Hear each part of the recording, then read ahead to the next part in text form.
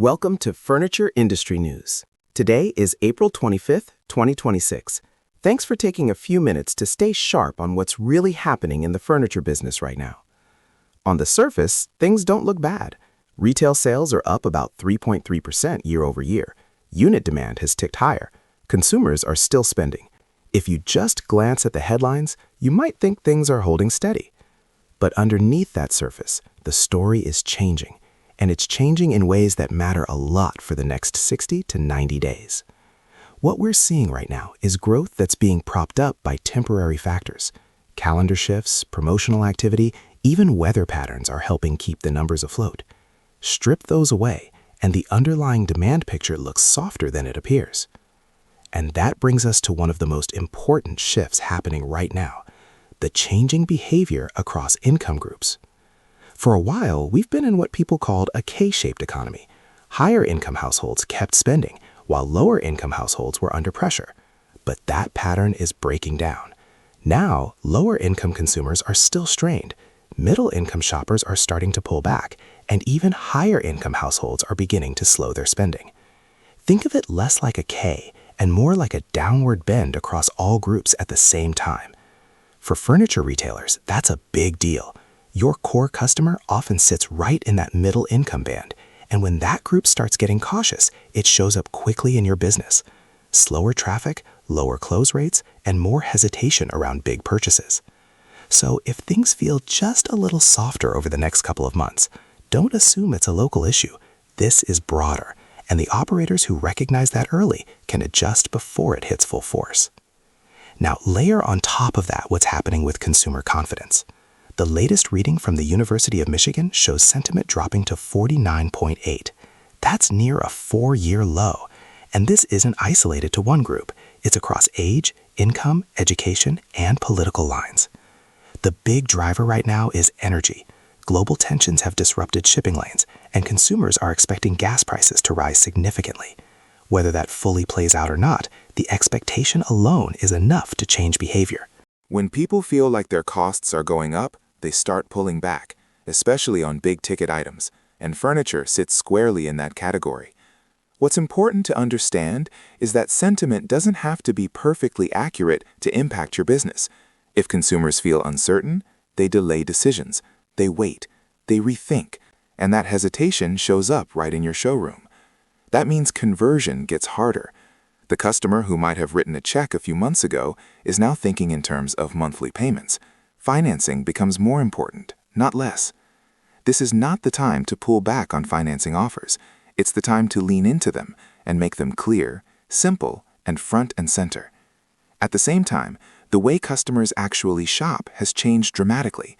Research shows that nearly 9 out of 10 consumers are switching between digital activities at least once an hour. Most are using multiple devices at the same time. And here's the part that really stands out. About 42% of shoppers say their path to purchase feels completely random. They're not following a clean funnel anymore. They're bouncing between screens, apps, and content until something catches their attention. In fact, most consumers are discovering brands when they're not even actively shopping. They're scrolling, watching, browsing, and something pulls them in. Then they might leave, get distracted, and only come back later when something reminds them. For furniture retailers, that's a major shift. The old model was simple. Someone needs a sofa, they search for a sofa. They come into your store, and they buy. That model is breaking down. Today, discovery is happening passively. Social media, connected TV, and even AI-driven tools are influencing decisions long before someone walks into a showroom. Younger consumers, especially, are comfortable making purchases directly within apps, and a growing number are using AI tools to help them shop.